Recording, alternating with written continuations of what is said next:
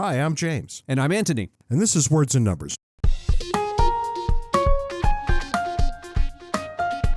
Brought to you by the very good people at CACI. That's CACI, the Center for American Culture and Ideas. Ant, what's new and exciting in your world this week? Well, it's nice to have you back, James. It's nice to be back, Ant. I haven't talked to you in long enough that I can't remember where this article that I'm going to quote comes from. Somebody sent it to me.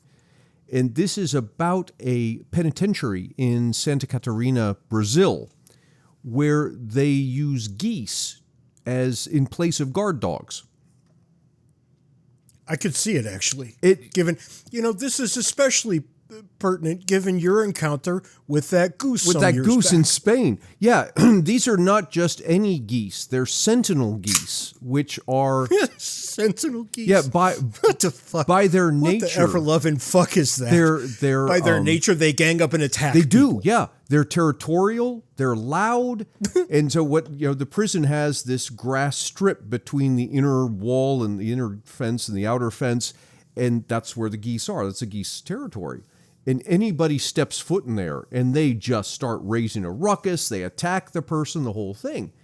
And it turns out that the geese are, versus guard dogs, they're cheaper. You don't have to train them. They're naturally this way, and they can't be bribed, apparently.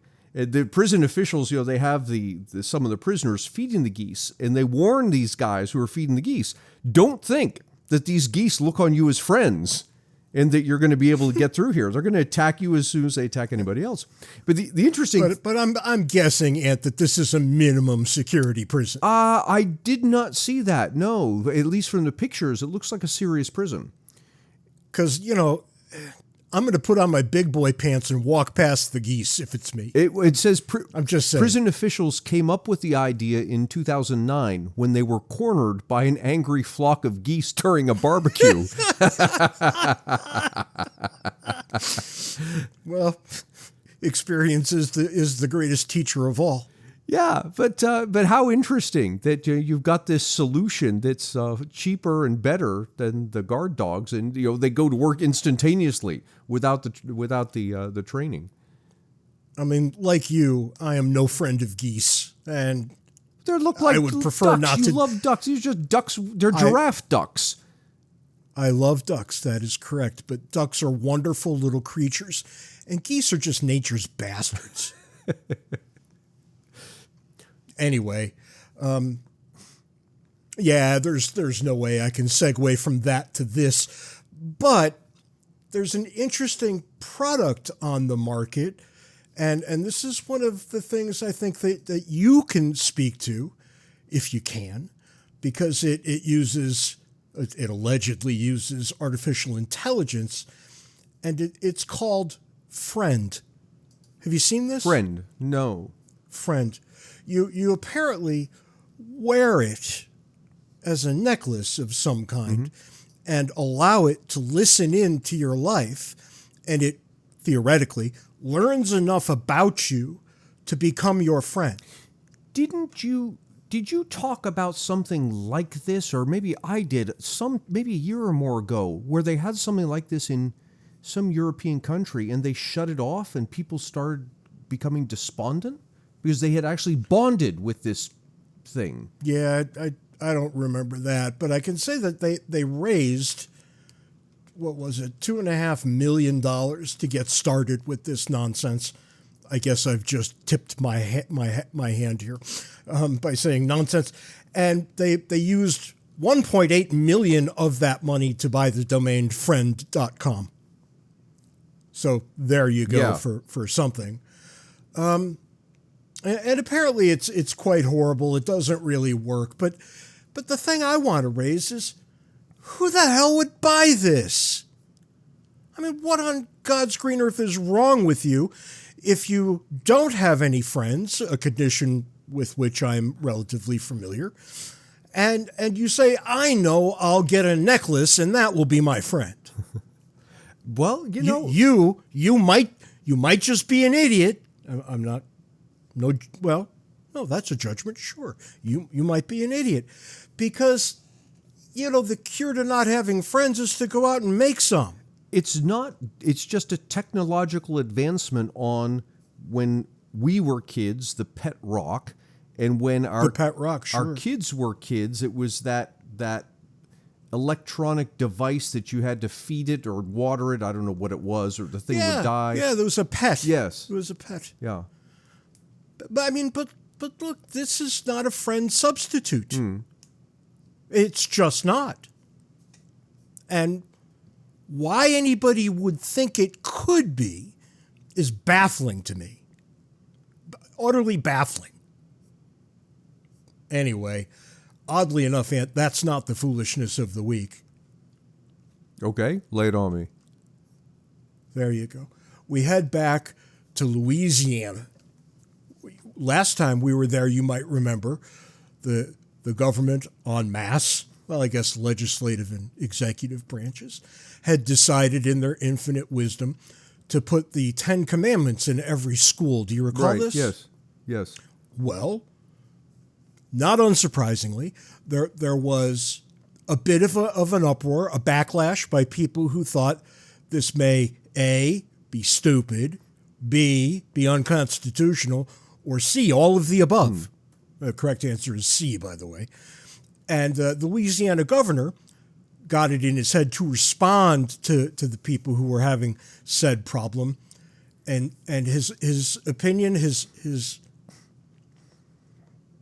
what should we call it? His pronouncement to the great unwashed: tell your children not to look. Oh. We must be getting close to election day. Yeah, that's a new constitutional principle, I think. We really must be getting don't close look. to election day. If this is where we're at, just don't look. What a jackass. It's amazing to me. And these are the same people, right? The people who do this sort of thing, who will appeal to the Constitution on hardcore grounds Right, yeah. for other things. Yeah. You know, you can't just pick some of it. It either all works together or it doesn't work at all. Yeah, you're a true constitutionalist when you support the Constitution in defense of something that you don't want because That it's you the don't want. Constitution. That's right. That's exactly right. And, you know, you and I do this all the time. There are all kinds of things out there that I would love to change legislatively. But, oh, yeah, we can't. Right. Well, okay, that's the world we live in. And I don't like it when anybody fucks with that world on the left, the right, or the center. Well, and the thing people don't realize is that's the price you pay for the Constitution defending you when someone else wants to stop you from doing something that is perfectly fine. Right, when you really need it. Yeah, right. Yeah, if Right, you're not going to support it in defending the other guy, it's not going to defend you. And I think this is it. As I slip off into eternity, I'm probably going to say something about, I mean, how best to put it, that you really need to give a damn when it's about things you like and about things you don't like. Mm-hmm. And they have to somehow be equal in your mind before the Constitution. Only if they are will the Constitution matter at all. Well, because otherwise, what you're really in favor of is dictatorship. You're just using the Constitution as a what do I want to say? You're hiding behind it when it's convenient. It's just a mechanism to get what you want. Right. Yes. Mm-hmm. And the minute you see it as that, it's lost. Right. So, unpopular opinion, the Constitution matters. Film at 11. Well, I want to talk this week about, actually, I've got a couple things that we could talk about, but I want to start with unemployment. In my new position, I've been spending a lot of time thinking about it. And of course, if anyone who's paying attention knows that the unemployment rate has ticked up in each of the past 3 months. And people actually, I think the latest report came out right before that stock market crash of a few days ago. And so people are saying, well, it's the bad jobs news that's caused the stock market crash and all of that. And as I dug into it, a bit, I'm coming to the conclusion that the uptick in the unemployment rate is actually not a sign of anything bad, but could be the sign of something good. And it has to do with how we calculate unemployment. Unemployment is the number of unemployed people divided by the number of people who are participating in the labor force, in the labor market. So that's people who have jobs, they're participating in the labor market, and people who are actively looking for jobs, they're participating in the labor market. Who's not participating in the labor market? Stay-at-home parents, retirees, full-time students. And what happens here is you can get into a situation, and I believe we're in this situation now, where people who were not in the labor market, so think retirees, stay-at-home parents, decide that they're now going to look for a job. Now, as soon as you decide I'm going to look for a job, you now are a labor market participant, and you're a labor market participant who doesn't have a job. You're unemployed. All right, can we stop for a second? Yeah.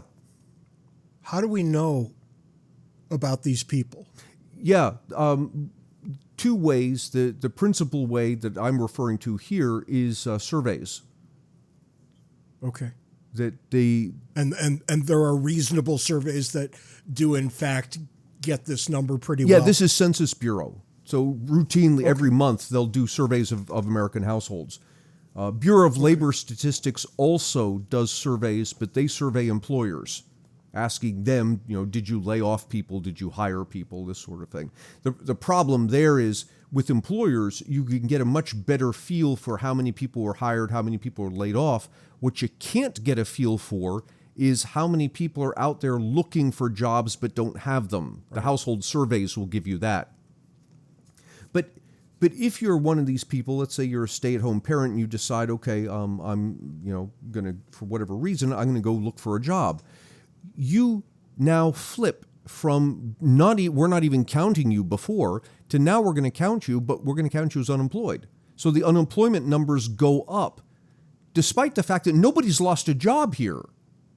You just decided you're going to look for work, and if you look at the numbers, what you will see is over the past 2-3 months, while the unemployment rate has gone up, the number of employed Americans has also gone up. And that seems strange. Yeah, that would not only strange, it would seem that would be impossible. Yeah, and what's happening is, the number of employed Americans are going up, but then you've got a much larger number of people who are coming into the labor force who weren't there before. We start to count them, and we say, well, these people are unemployed. The unemployment rate goes up. So this leaves us with the following. Look, there are two ways you can get an increase in unemployment. And we only think of the one way. The one way is employers decide they don't want to hire people. And so you get an increase in unemployment. And of course, we say that's a bad thing because now we've got jobs disappearing, all that kind of thing.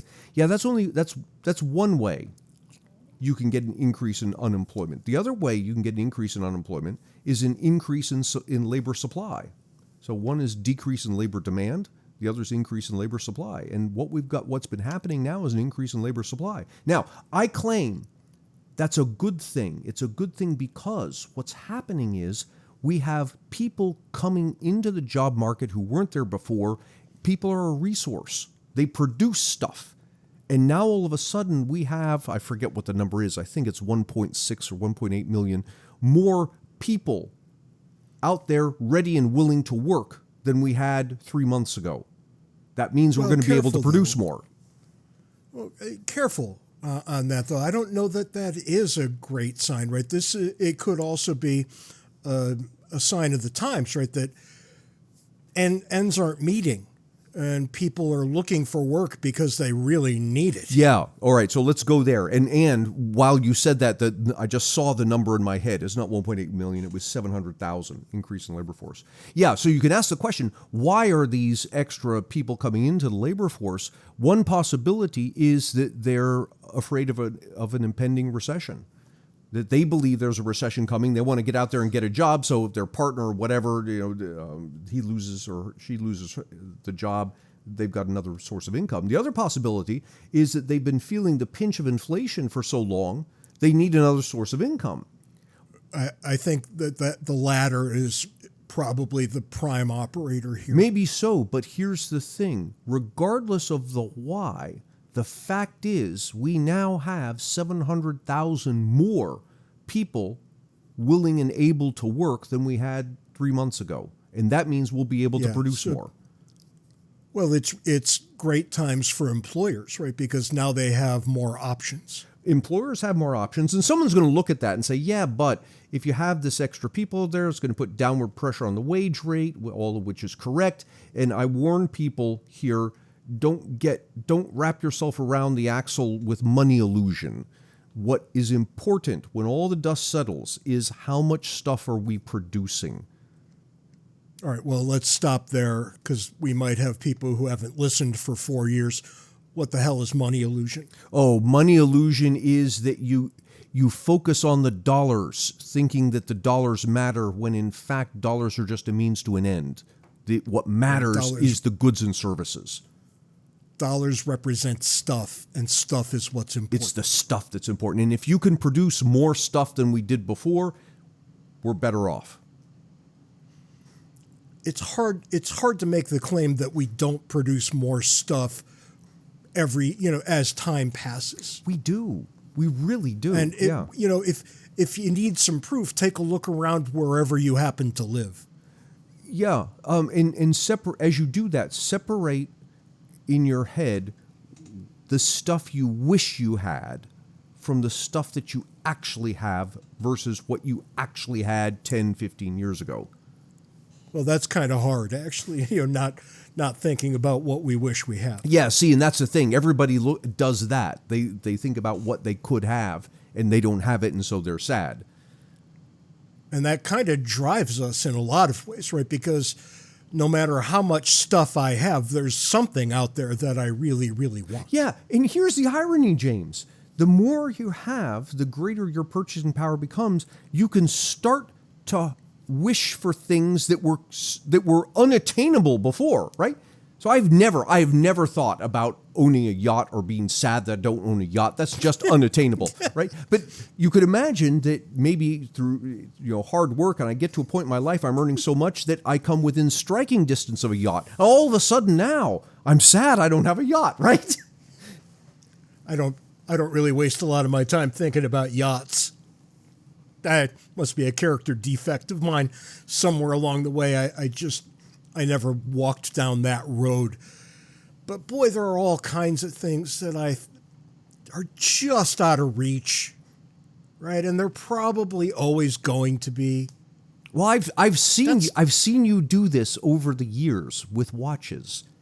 I've seen you in periods of when times were tough, and you would say, "Oh boy, I'd love to have that watch, whatever it was, $200, $300 watch." And then when times are good, it's still, "Boy, I'd love to have that watch. It's just a $5,000 watch."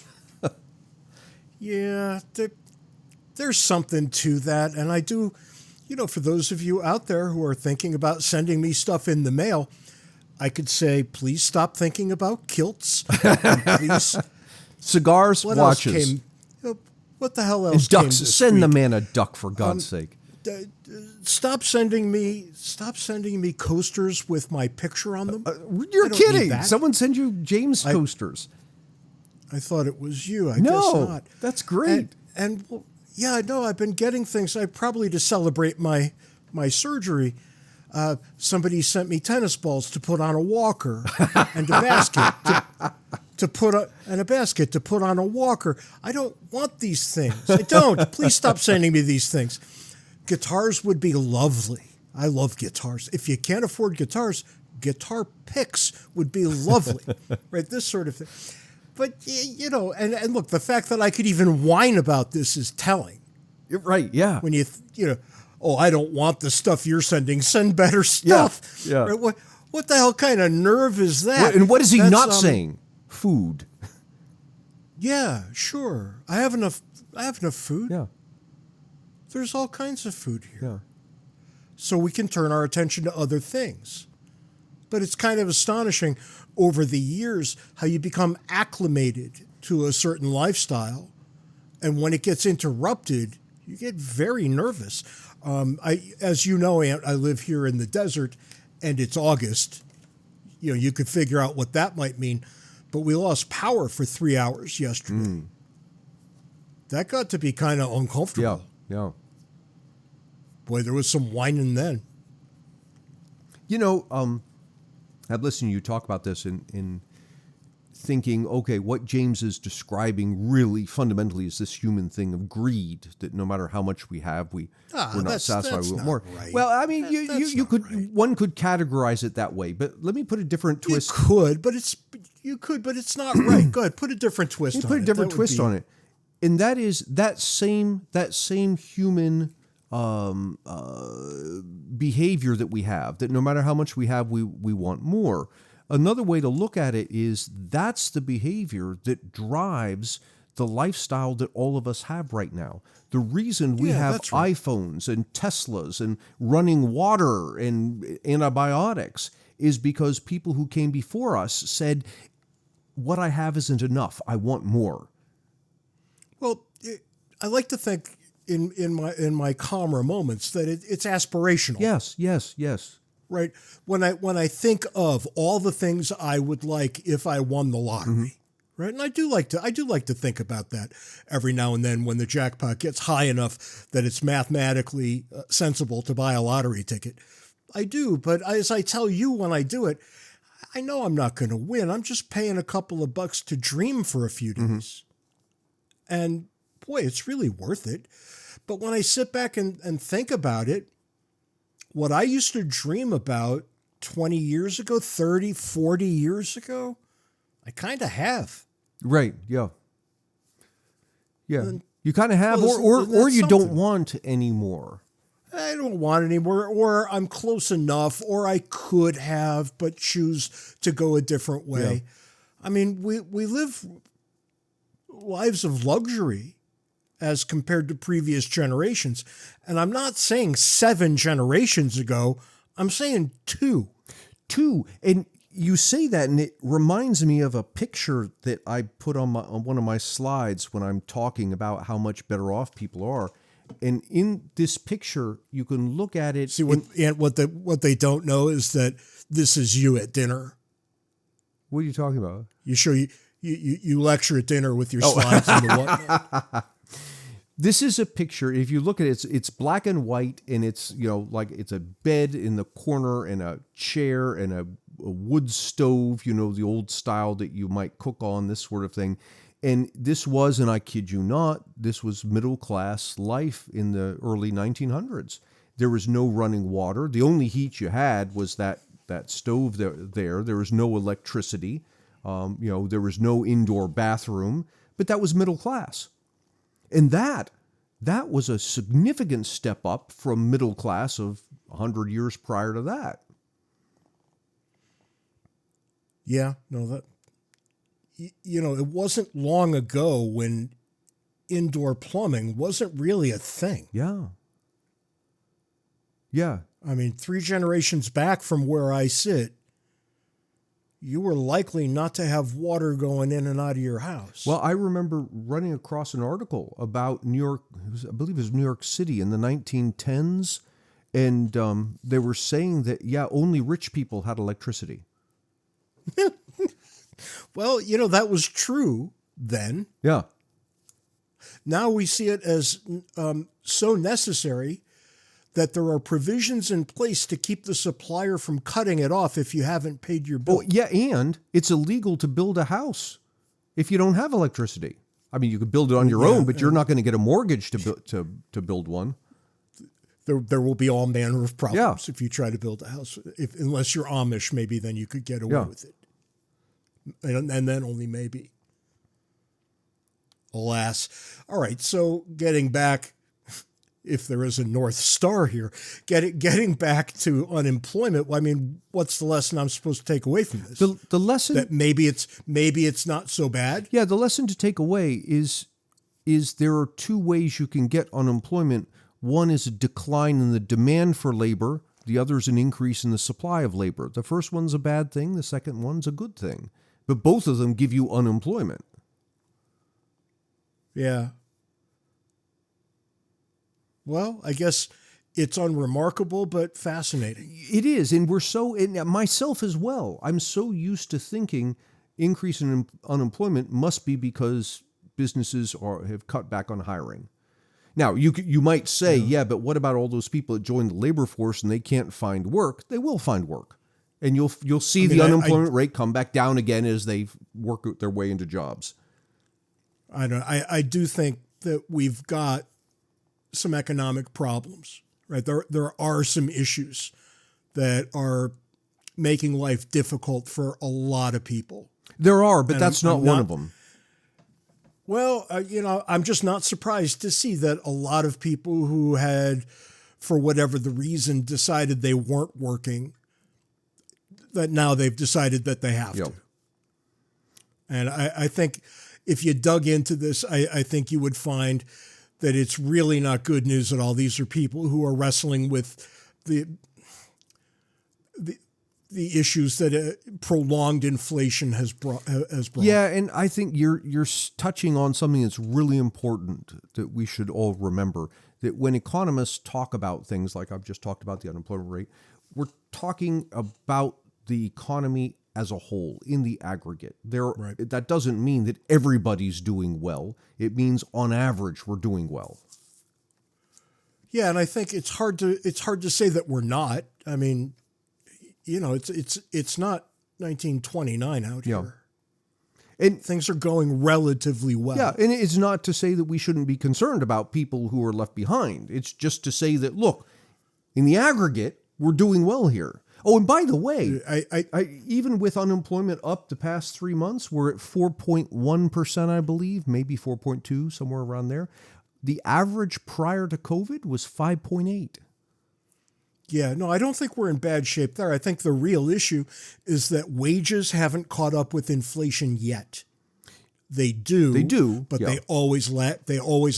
Yeah, and it's going to take a minute before you get what the same purchasing power from your wages as you did before. And if you want to get mad about something, you've stumbled right upon the thing we should get mad about. Why did we have the inflation? Because the government printed a bunch of money to pay for things it couldn't afford back during COVID. That's what gave you the inflation. Free money. Right, yeah. All those free checks, guess what? They come at the price of inflation. And now you're giving back all the money you got, and it's going to be worse for as far as the eye can see. Yeah. I've been doing maybe 10 years ago, we started saying publicly that our back of the envelope calculation is, moving forward baseline 5% inflation. And believe it or not, James, I've been doing the math on it recently, and that's the way it's looking. I think the baseline inflation is going to be, approaching 5%. If and it's just going to become if the government keeps it up with its $2 trillion deficits, and it will. Yeah. It will do that plus more, worse, right? Which means this is the new normal. And that's all the time we've got this week on Words and Numbers. Until next time, be sure to follow us on Twitter. Handles are in the show notes. Join Words and Numbers Backstage, the Facebook group where the conversation continues, and send us email, wordsandnumberspodcast@gmail.com. Until next week, try to be nice to one person who doesn't deserve it. Just one. And who knows, it may turn into a trend. Give it a shot. You might feel good about yourself. You could say you tried. You tried, that's right. Till next week, can't take it easy. See you next week, James.